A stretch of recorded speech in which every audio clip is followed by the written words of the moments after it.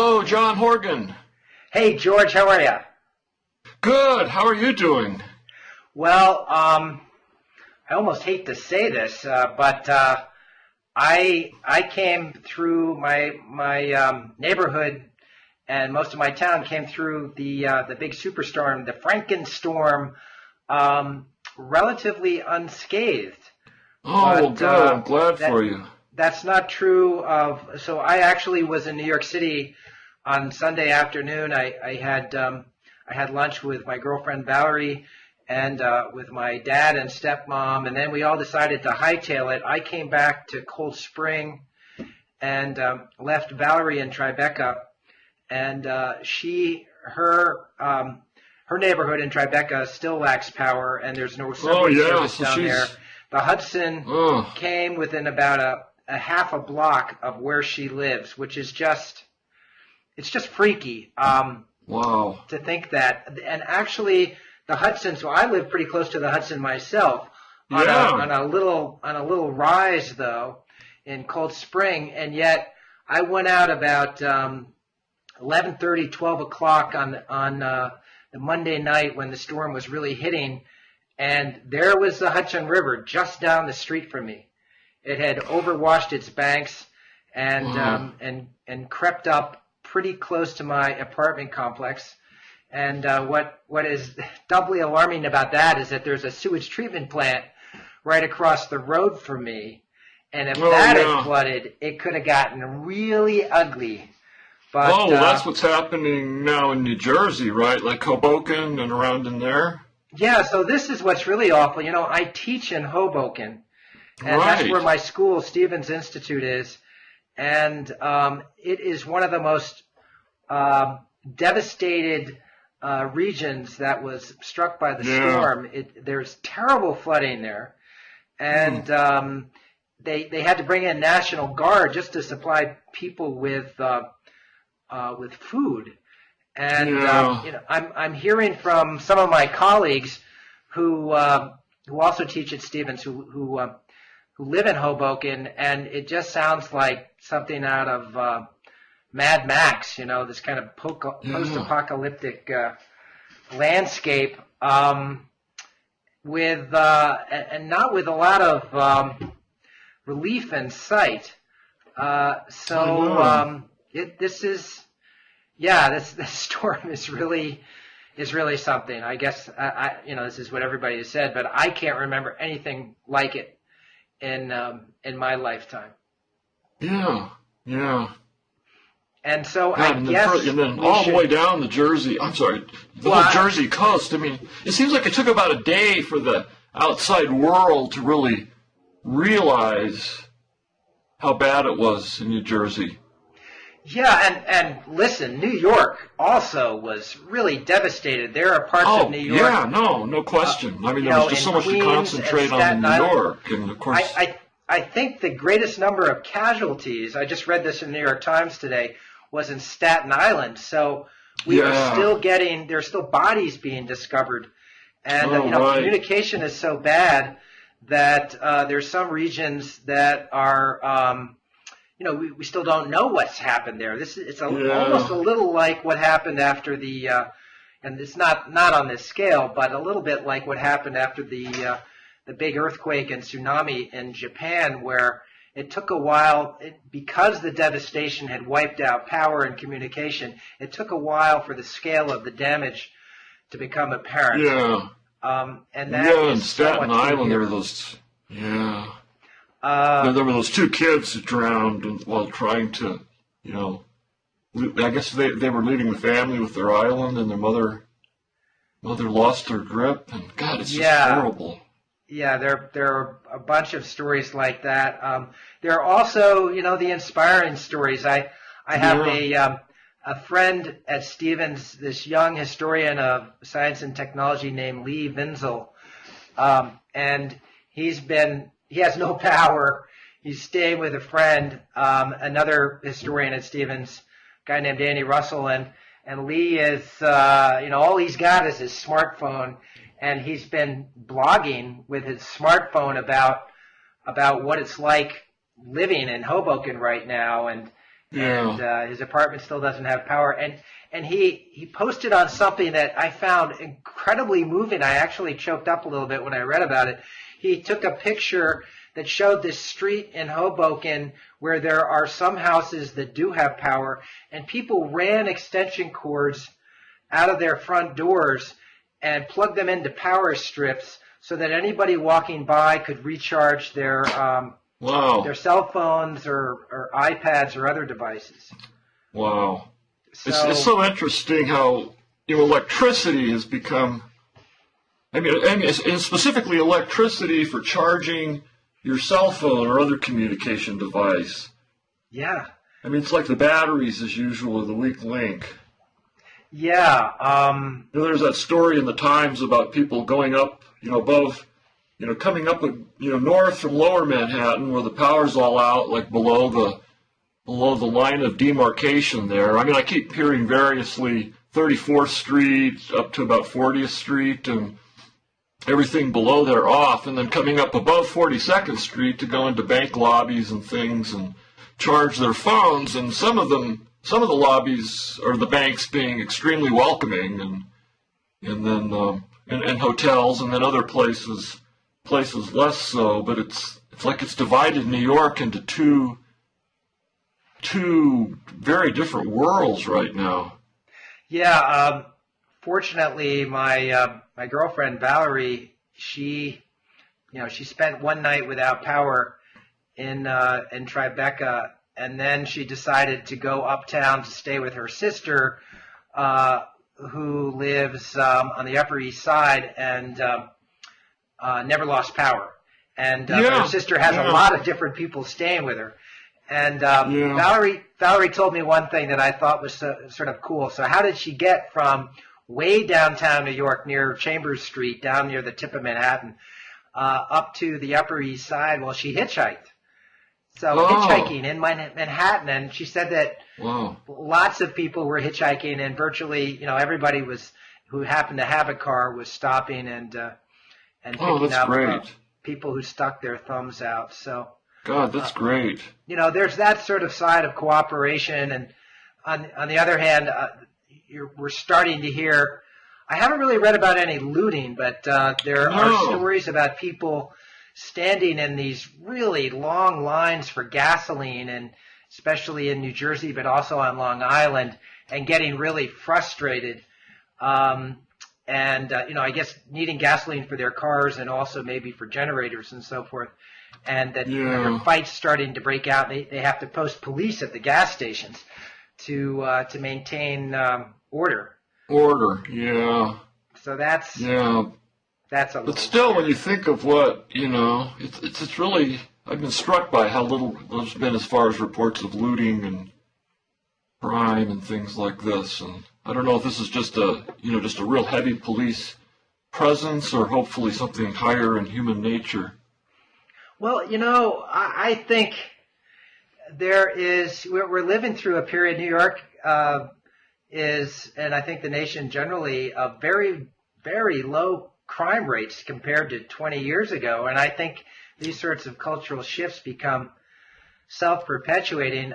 There was a very little crime that I've read about happening in Japan after the horrible disaster that took place there. Yeah. Well, Japan's a whole different. I think overall you see that the best in people coming out in these situations. So, well, for those of us who are far away, actually, I was less far away when it happened. I was in Raleigh, North Carolina. Mid-Atlantic. This was the National Association for Science Writers, an annual meeting. I was on a couple of panels for that. I actually haven't been to one of these in many, many, many years. So it was kind of fun, seeing a lot of old friends and colleagues and meeting some new people.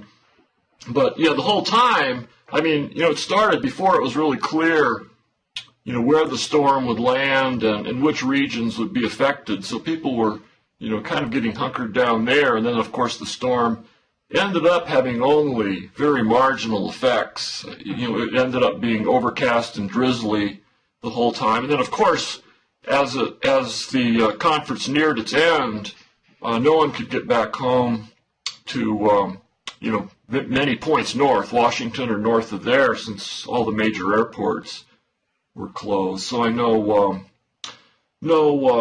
one woman, a science writer named Hillary Rosner, and she ended up flying to Albany and renting a car so she could drive home to Brooklyn.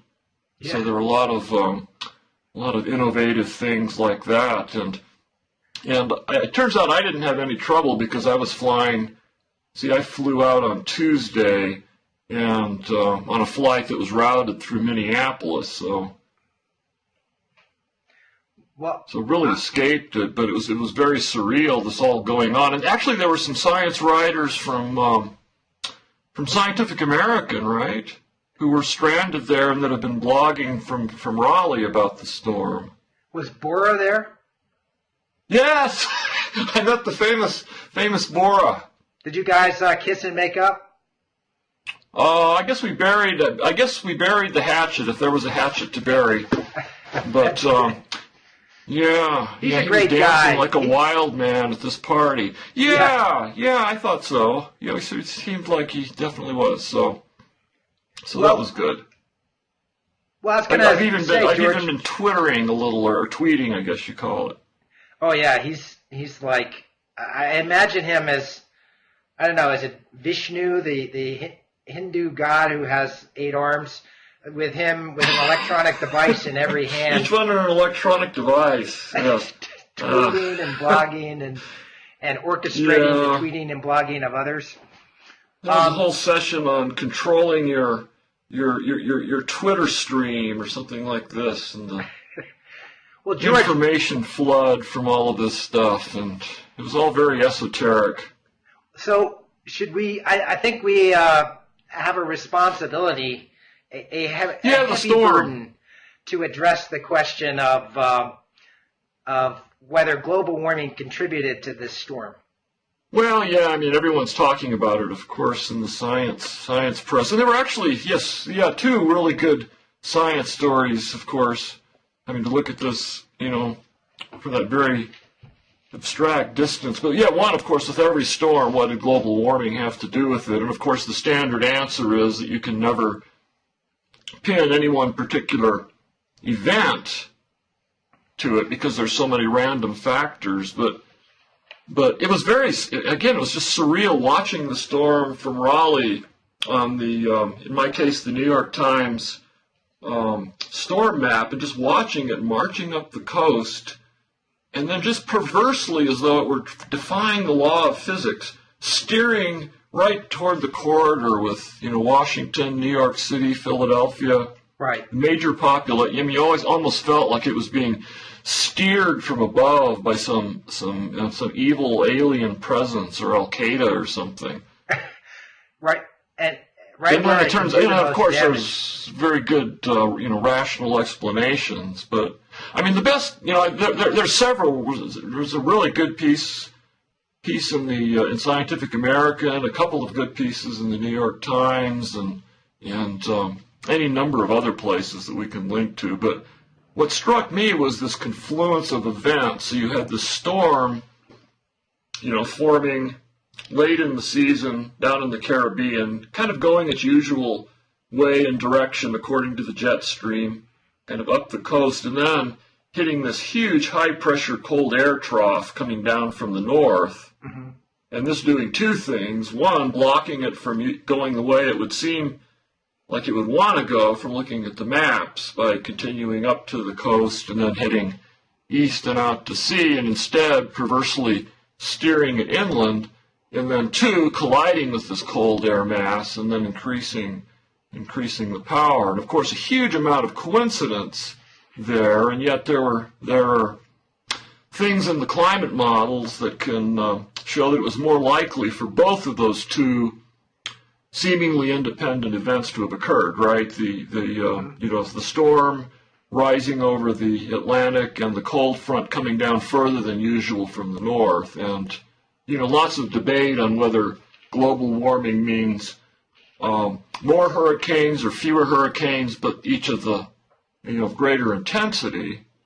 So you had in any case, it seems like you had much higher odds of these two unusual events happening. But the fact that they happened, where they did, of course, there's a lot of coincidence involved.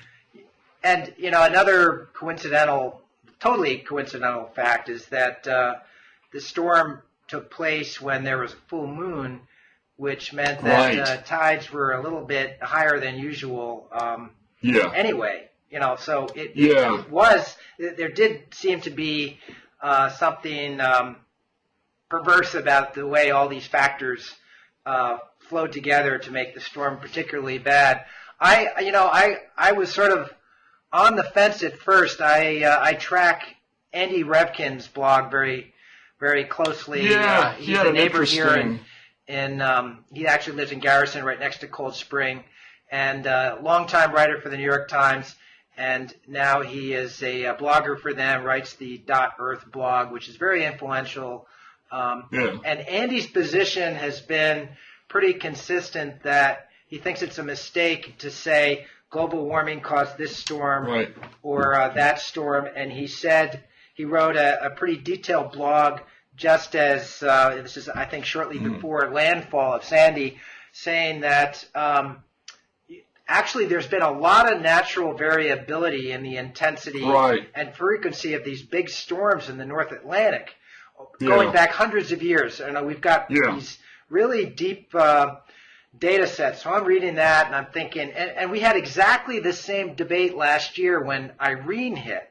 Irene was the big hurricane that made it all the way up to New York, and it was really serious, although not quite as bad as some people had feared, although there was still a lot of flooding and so forth. We lost power in my hometown.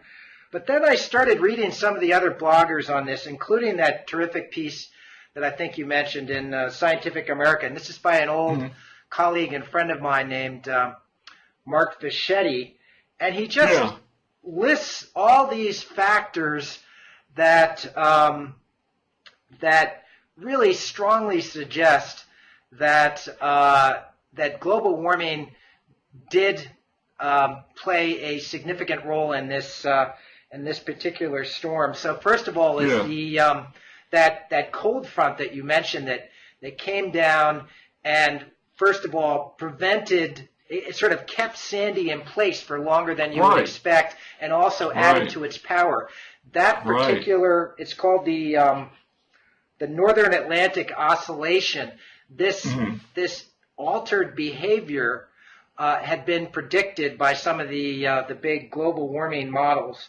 Also, there's the basic fact that nobody disputes that sea levels have risen gradually over a century. 8 inches over the like last a century, But so if one of these happens, it's naturally going to,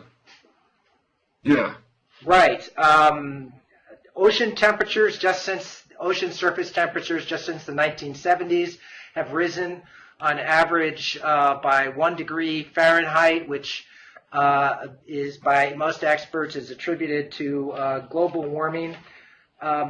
Three of the most, this is a factoid I found in the New York Times, 3 of the most severe storms that have hit New York in the last 100 years have taken place in the last decade. It could be just coincidence, it could be noise, but I think it's another very strongly suggestive result. One of the best analogies that I've read so far about how you can think about the connection between global warming and some of these big storms. It was actually by a guy, his name is Eric Pooley, who works for the Environmental Defense Fund. He was formerly a journalist, worked for the Bloomberg News Service. And he said that, saying did global warming cause this big storm is like asking whether steroids caused Barry Bonds' 750th home run. Right? It's kind of absurd when you put it that way. Did the steroids directly allow Barry Bonds to hit that home run? No, but they certainly made it more likely that he would hit that home run because you could see that pattern. very clearly in his later career when he suddenly started hitting home runs at a much higher rate than he had earlier in his career. Yeah. There's another piece by George Lakoff, who's this kind of liberal linguist, and he said that you have direct causes and then you have indirect, what he called systemic causes. And then we have or to think immediate of and proximate, they're sometimes called. Yeah, as an systemic cause. So I guess I'm now beyond the point of worrying about whether, we can still say whether global warming contributes to these big storms. Just in terms of really influential people who have made up their minds on this issue, you probably noticed in the New York Times today where Michael Bloomberg, the mayor of New York City, cited the big storm as a reason for him to support Barack Obama's reelection. Yeah, right. And I just want to read what Bloomberg not that Bloomberg knows. Yeah. Let's just make it clear. Sorry, we're talking over each other. Yeah, Bloomberg is the last thing in the earth from being some kind of Luddite, green alarmist who wants to roll back civilization and so forth. He's a hardcore capitalist, technocrat. But he said, our climate is changing. And while the increase in extreme weather we have experienced in New York City and around the world may or may not be the result of it, the risk that it may be, given the devastation it is wreaking, should be enough to compel all elected leaders to take immediate action. Yeah, that's exactly right. Yeah. I mean, that's that kind of cuts through all the because it gets very, very down to philosophical almost debate. On causal versus proximate causes, and I mean it's really kind of in the realm now that so much of science really is where you can talk about large scale effects, long-term effects, large scale over time or space, being more or less likely. So everything these days brings me back to cancer statistics, since that's part of what I'm writing about in my book, and this thing where you can say that certain risk factors will mean that a population of people with certain demographics and certain characteristics, both environmental and hereditary, are more or less likely to get certain amounts of cancers, and you can estimate how many cancers this will mean of various kinds in a 100,000 population of people with these characteristics. Mm-hmm. But you still can't point to any one specific person and say this is the reason he or she got cancer, usually. Right. So, it's going from the general to the specific, and it seems like the most you can say about any storm is that, we can't say at all whether this storm, to what degree you can count climate change as being a cause, whatever cause means in this sense. But, you can say that it's becoming increasingly more likely that stuff like this is going to happen. Right. Does that sound right? Yeah. I mean, I keep thinking of, in our own area, we don't have hurricanes and don't have tornadoes. Occasionally we'll get a really killer blizzard, but very rarely. But the big thing here is forest fires. Yeah.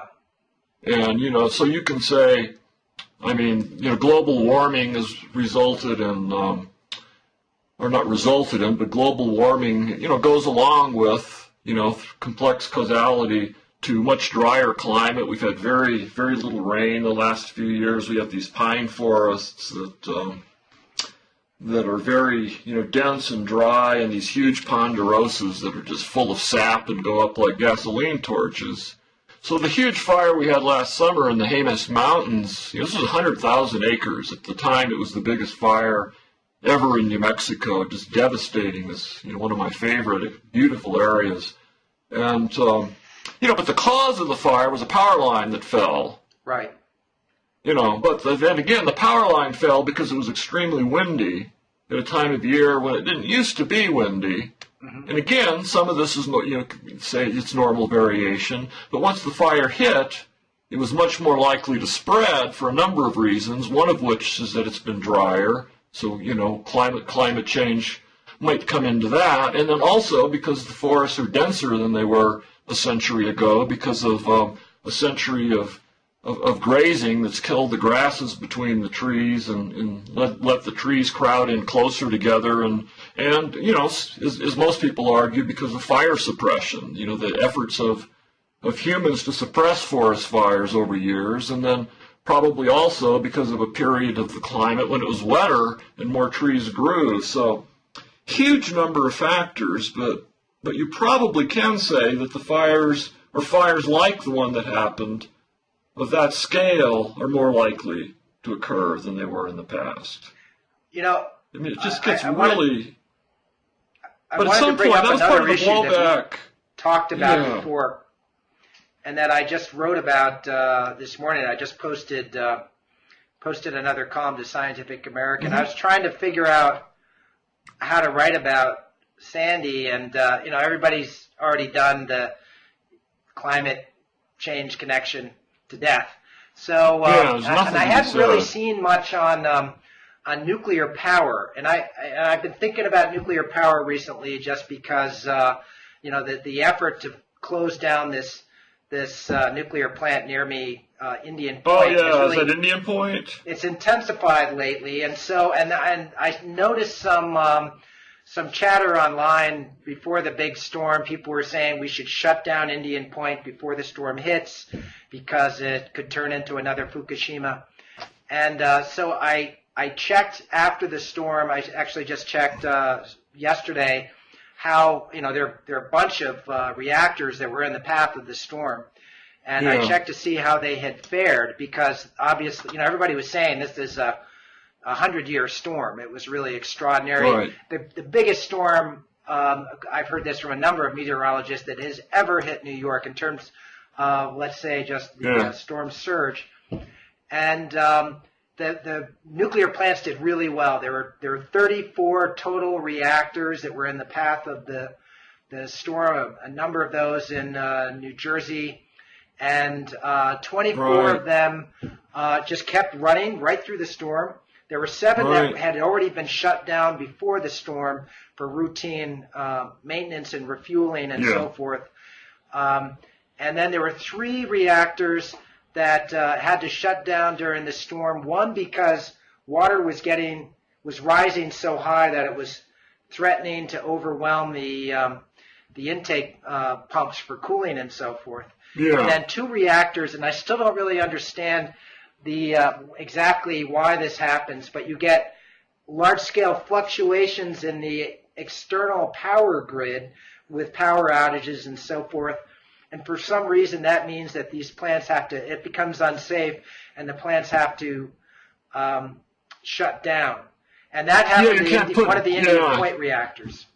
Right. You can't dump too much current into the grid because it's all off balance, and and I guess also, these weird oscillations. They still rely on the grid itself for their maintenance systems, unless they've already switched to diesel backup. So that's another safety feature. So overall, I would say that the record was pretty good. The one thing that was alarming, I read yesterday a transcript from a radio show where there's a guy who's a former nuclear executive who's now kind of a critic watchdog, and he had gotten details on what happened at one of the New Jersey plants that had very high levels of water. This is Oyster Creek, and this was actually one of the plants that had been shut down for routine maintenance, one of the reactors, and the water was so high that it threatened to overwhelm the pumps that are still needed even when the reactor is shut down to keep the fuel from overheating. And he said it was about 6 inches from being so high that it would have overwhelmed the plants, the pumps, which is pretty alarming. So it made me think, nuclear power is in this sort of weird situation where global warming is creating these big extreme weather events that pose added risks to these aging plants in the Northeast. And yet global warming also, I think, necessitates keeping these plants running and even building more plants. Yeah, I think so too. So, yet you find it's, after Fukushima, the trend has been going the other way. I mean, even Germany, which,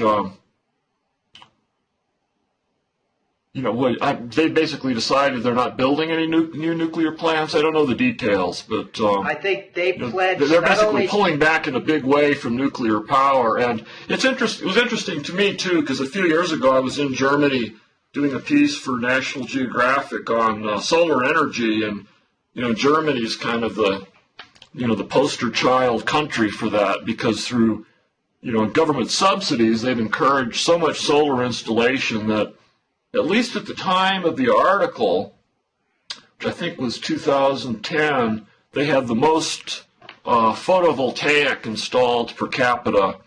And, I interviewed people, sitting in their apartments, making money from the utilities by generating electricity for the grid. And also wind, you see wind generators everywhere, and biomass, and just really going after so-called green energy in this huge way. And yet, with all that work and subsidy, still they're obviously nowhere near the point where they can say, that we're not going to need nuclear. It can all be these other green energy sources, but instead, they're going to have to be burning more coal and other fossil fuels.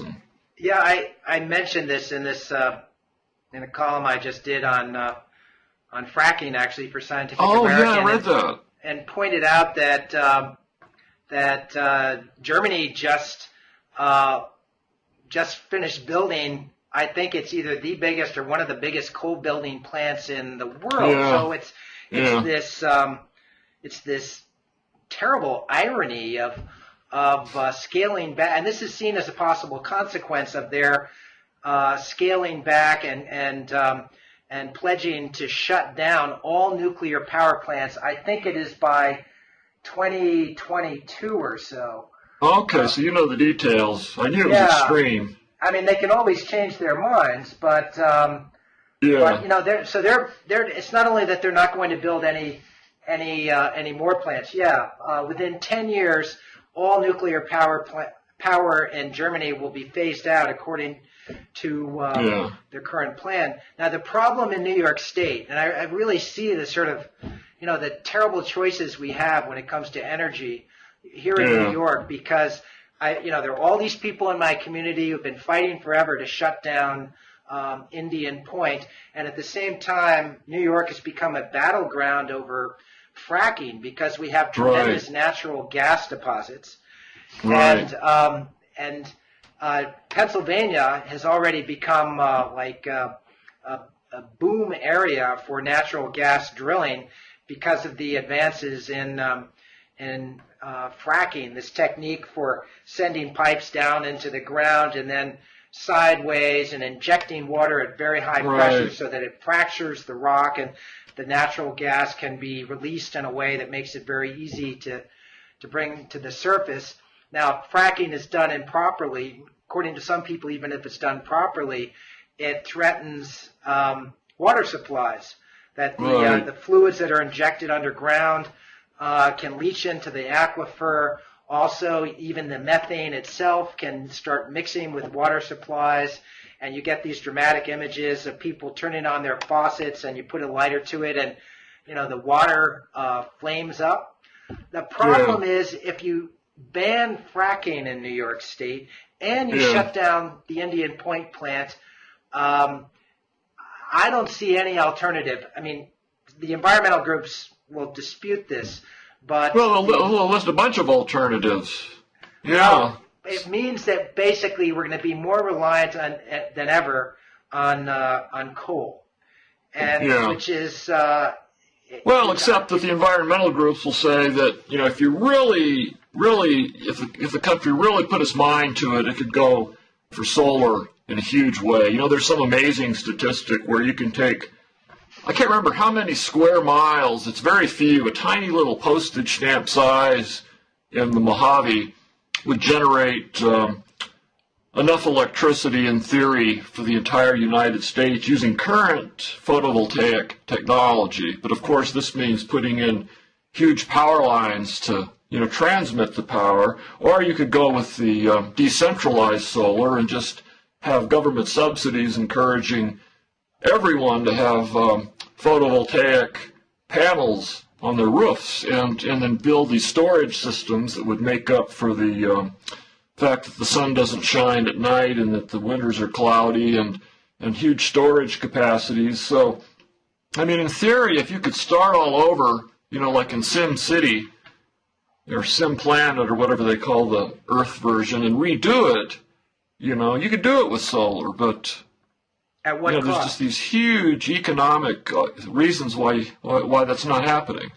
So just okay, we had a brief interruption because your cell battery went dead. But George, can you just tell me? You presented this scenario that some environmentalists have put forward, in which solar can really take care of most of our energy needs. But, on paper, So what's the problem? I assume that cost is the biggest drawback. Yeah, cost, and you're just changing people's expectations and behaviors as far as whether you're going. I mean, the easiest way would be you just replace slowly the current centralized plants that now burn coal and oil and gas, and then you convert these to thermal, solar thermal plants.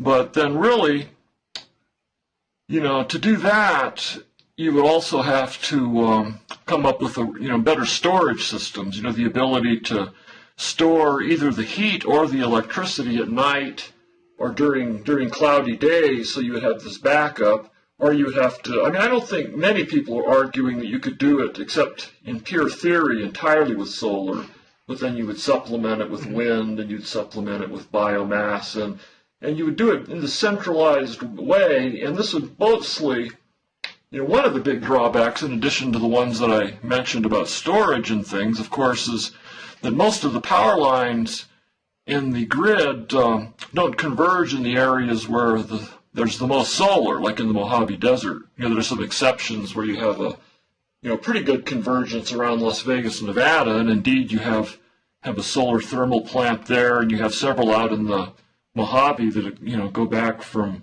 all the way to Jimmy Carter's shivering in the White House with his sweater speech back in the 80s. Some of the first big solar plants, some of them decommissioned and some expanded. But yeah, just rewiring the grid and having to put in new power towers everywhere across this beautiful, pristine land. And of course, solar thermal requires all this acreage of fragile Mojave Desert. So, of course, there are all these trade-offs, and there's not a whole lot of, and there's no real economic incentive to do it now. So the government would really have to provide more subsidies than it already does, which is what Germany did, and yet still, it's obviously not enough, since they're talking about building big coal plants. Even, so we were just talking about nuclear. Nuclear, right now, probably the biggest drawback is that it's so expensive. Yeah. This is one of the ironies of the natural gas boom in this country, is that it's been devastating. Natural gas is so cheap. Right. It's been devastating to the solar and wind industries, and it's also made it difficult. It was already difficult to raise capital for new power plants, even with the backing of the Obama administration, which was pushing very hard for nuclear a couple of years ago, and was even guaranteeing loans up to a certain amount of money. Oh yeah, nuclear is the most subsidized power we have. Many people would argue, going back to the old Atomic Energy Commission days, and the government basically becoming insurer of last resort. But once you get the plants up and running, they generate electricity pretty cheaply. But even so, natural gas has just reduce the incentive for pushing really, for utilities even, to push really hard for new nuclear reactors. Oh, yeah. Although, I don't know, maybe Sandy will change the equation. The estimates for the damage now look to be roughly $50 billion. Yeah. And I suspect that they can rise even beyond that. So, you know, we're talking about some pretty serious cash as it is. Yeah. And, yeah, I mean, you know, here in the Southwest, you know, natural gas has been, you know, exploited for a long time, and we're all used to having natural gas piped into our houses. Nobody has oil furnaces. Yeah, and yet, you know, of course, all the easy pickings, the argument is, are already gone or taken or exploited, so that you have to go after this, you know, more difficult to reach natural gas, you know, which requires the fracturing of the shale and other layers, and you know, so that's happening here too. And there's the same big reaction against it, because for years we've been used to having natural gas being pretty easy to access, and a lot of the, you know, the fracturing they want to do is in some very beautiful places that you don't want to see messed up. So, you know, it's just all these trade-offs, and you can't wipe the slate clean. So on theory, on paper, you can draw a square in the Mojave Desert and calculate that there's way more energy that can be produced here than we would ever need, and if there isn't, you just increase the perimeter by a foot or two. But you know, the practicalities of doing that without just kind of wiping the whole slate clean and starting over are extremely difficult. Economic, political, sociological.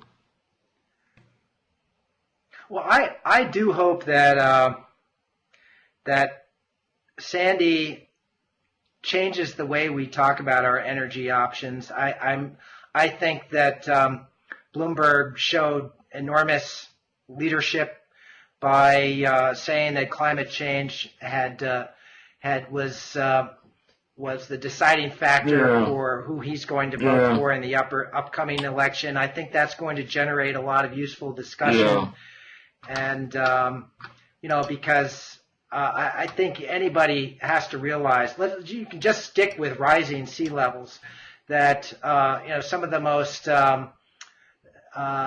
populated and wealthiest and most essential areas to our economic well-being are threatened by rising sea levels, which are almost certainly a consequence of recent warming. So, and we just have to do something. Well, yeah, that's where you get people's attention, when, you know, it's affecting the people with money and influence.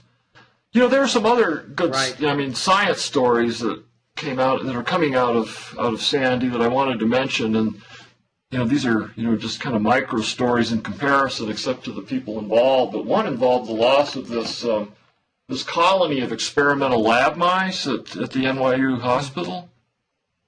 I mean, did you see Dan Engber wrote an amazing piece about that in Slate that just ran? Let's see, that would have been yesterday, and you know, it takes years and years to, you know, develop these breeds of mice for certain experiments. You know, and Dan's very interesting to write about this. He was the science editor of Slate until recently, and now he's left to freelance, and this other very good editor, Laura Helmuth, has taken over the helm, and she's been generating really great stories out of there, both ones she's written and commissioned. And you know, Dan used to work in a monkey lab, and he was just writing. Oh, really? I didn't know that. Yeah, he experimented with monkeys, and he's written some cool things about that. But one of the themes of this piece that he wrote was, well, of course, all of the slaughter of laboratory animals, these mice, is going on all the time, and it's kept out of sight. People want it to be kept out of sight, because if you do polls, you'll find that you know, most people support the idea of animal research if it leads to you know, advances in medical science and different medicines and things. You know, testing cosmetics is a whole other thing. But at the same time, just like, you know, with the production of our food, for us carnivores, we want it kept out of sight and don't want to see it. So, but then suddenly when all these lab mice drown because they have to be abandoned. They just can't move them in time, and they're in the basement, so they're getting flooded. It just kind of brings the whole story out into relief that these are all mice that would have been killed, but they would have been killed for a purpose in a very deliberate way during these experiments, and now all the chance of the experiments are lost and the possible knowledge, and it'll take many years to recover. And I hadn't realized this, but it turns out that in many of the recent natural disasters that involved flooding, these mice colonies in different parts of the country were lost, including, of course, Katrina, because they tend to keep them in the basement because, they're mice. They want to keep them out of sight. No one wants to think about them too much. It's cheaper space in the basement generally, and you have to have space for lots of mice, and, you don't want people working too close to them in case of exposure problems. And so they tend to be in basements, and they tend to really bear the brunt of these disasters. So just an interesting little almost footnote to this whole thing. I just want to mention something related to that a little bit. I had the great ethical philosopher Peter. He's a philosopher who thinks about ethics. It's not that necessarily that he's an ethical person himself, although he happens to be. Singer. Yeah. But Peter Singer, Australian-born, and has been at Princeton for quite a while. He's a utilitarian who says that the goal of our moral reasoning should be to increase as much as possible people's well-being and happiness, and to decrease suffering. And probably Singer's best-known work, the one that really made him famous, was Animal Liberation, which was published, I think, in the mid 1970s, and in which he argued that animals are capable of suffering, and that means that we need to take that into account when we consider how we treat them, either when it comes to animal experimentation or using them to produce food. And so Singer came and he talked about ethical issues that were arising in the current presidential campaign, and he only briefly touched on animal rights. He showed a couple of pictures of pigs and chickens in absolutely brutal conditions, being just crammed next to each other in these gigantic farms before they're slaughtered. He didn't talk about animal research, and so I was just Googling because I wasn't sure whether he has said that there should be no animal research, and it turns out that he has not. He thinks that animal research, even that involves the suffering of animals, can be justified. Here's how he put it in this one piece I found published in the London Times 6 years ago. If an experiment on a small number of animals can cure a disease that affects tens of thousands, it could be justifiable. So that's, he sort of makes these, almost tries to turn these ethical issues into a kind of calculus in which you try to quantify suffering and well-being and make your decisions on the basis of your calculations. Yeah. So in other words, he's saying we should take this seriously as a factor, which often hasn't been the case, but he's not taking this extremist position. Right. So I think he would probably argue that. Actually, I don't know how. So I know that chimpanzees have been used as a model for AIDS research for quite a while, and chimps were deliberately infected with AIDS. And I know that Singer is especially concerned with the treatment of great apes. Yeah. And I think has said that there should be no research on great apes because they are so, they have such a rich mental life. Right. Yeah. And are capable even of forethought and so forth. Yeah. But there's a lot of maybe he would make. A lot of my scientist friends would agree that basically, they don't like the idea of sacrificing mice or any animals, but consider it this, necessity for the greater good, but would draw the line around that point, somewhere between lower primates and chimpanzees.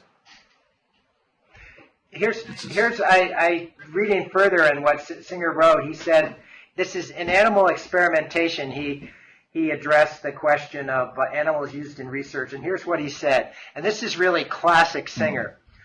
"I propose asking experiments to use animals if they would be prepared to carry out their experiments on human beings at a similar mental level, say those born with irreversible brain damage."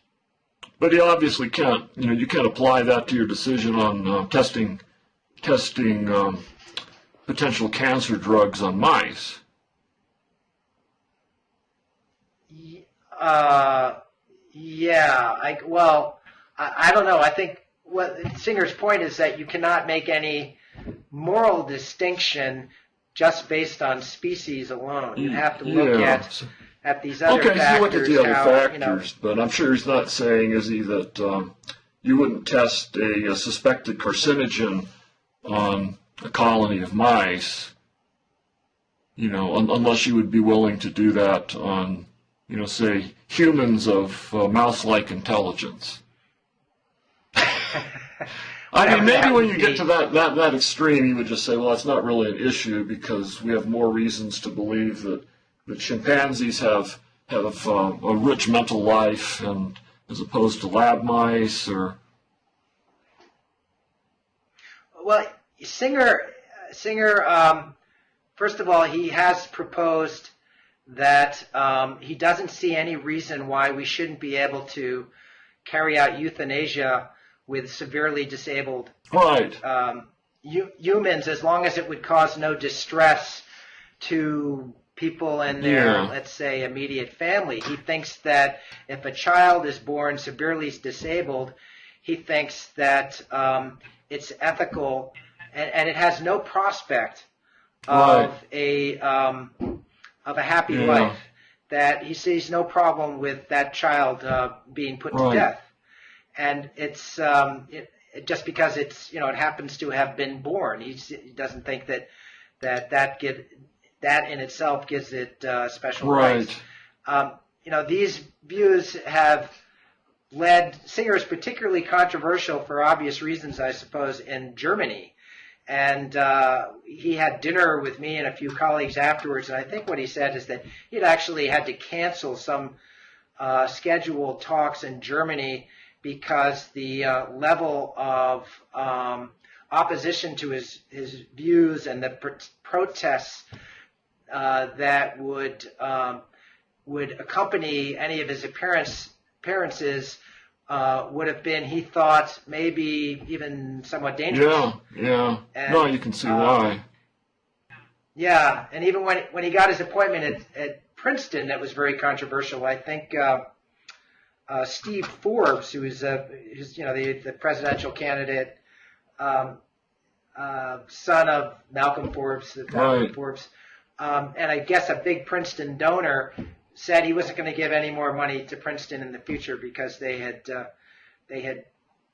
hired this philosopher who had these odious views. Yeah, right. The funny thing about Singer is that when you meet him, he's he is very sort of cerebral, and you can see that he thinks in this almost Mr. Spock super logical way, but he comes across as a very warm and kind person. Yeah, I'm sure he is. Yeah. Who is actually, he's led to his ethical views by this a kind of, the way I would interpret it, a sort of visceral horror at suffering of any kind in the world, and a desire to try to eliminate as much as possible that suffering. Right. And that often leads to what strikes some people as incongruous positions, like animal liberation versus euthanasia for severely disabled people, and yet you can see the consistency. You're taking into account how to have a world in which you have the least amount of suffering. He talked about abortion at Stevens. Yeah, I read your column about that. I found very interesting because he made this distinction between being a human being and a person. Yeah. So a person is a human being that is conscious and has forethought, is capable of desire and plans and so forth. And he said that if you have a human being that isn't yet a person or will never become a person because it's damaged in some way, that he sees no ethical problem with ending the life of that human being. Yeah. On the other hand, and so he supports abortion for that reason. Also, he said abortion he thought was partially justified by respect for the autonomy of pregnant women, and also because overpopulation is a concern. Yeah.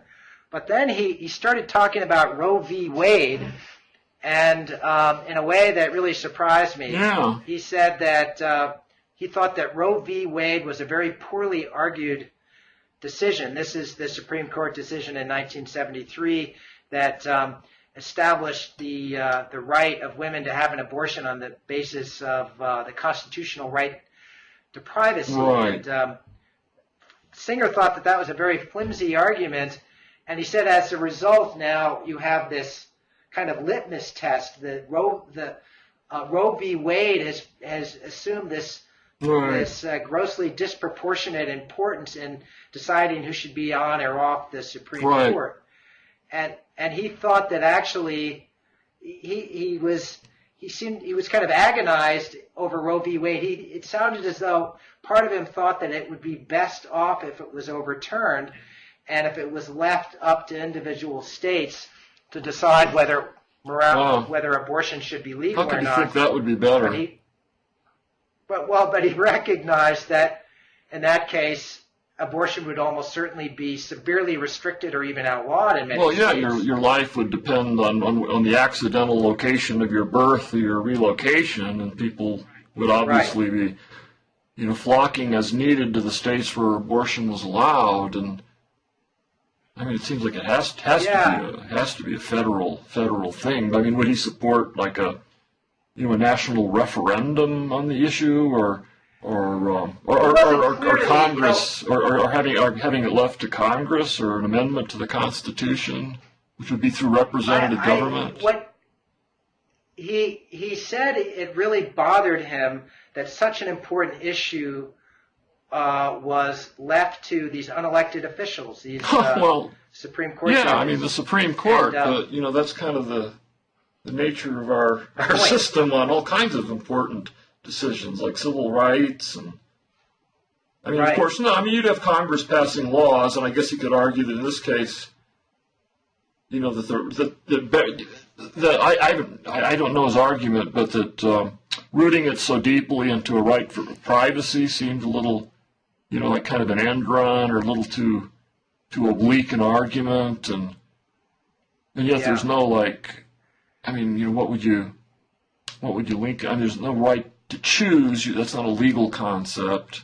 So privacy was probably about as close as you can get. But no, I'm sure that's right, that there would be better, more solid ways in which it could have been done. But God, so many important things. You just have to take the contingencies and the accidents of the system that you have, and then see what you can do. Well, what I found interesting, it was almost as though Singer was thinking aloud when he was talking about Roe v. Wade, and you can sort of see him being pulled in different directions. So on the one hand, he sees abortion as something that should be viewed as ethical, and he presents arguments for that. On the other hand, when it becomes something that is either legal or not legal, he thinks that ideally the democratic process should resolve that, and so that he has an ethical commitment to democracy.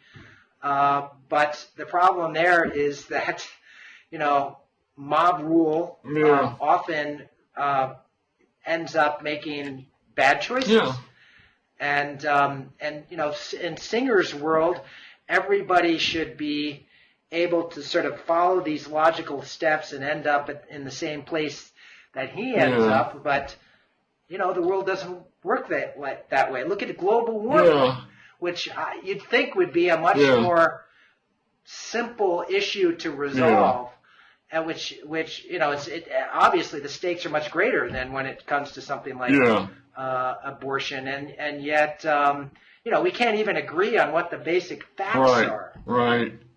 Well, there's a whole counter argument that the whole point of having a Supreme Court, I mean, it is part of the democratic process. It's just, it's like 3 levels removed above the fray. So you have people, electing members of Congress and electing senators who pass laws. The laws are challenged in the legal system through whole tiers of courts, which include popularly elected judges, appointed judges, but the judges are appointed by elected officials, and then a few tiny percentage of these disputes make their way to the Supreme Court, where you have officials that are appointed by an elected president, and yet of course there's the whole accident of the long terms in one sense insulate them from the the sway of day-to-day politics, but on the other hand you have all these like accidents of history, like whoever happens to be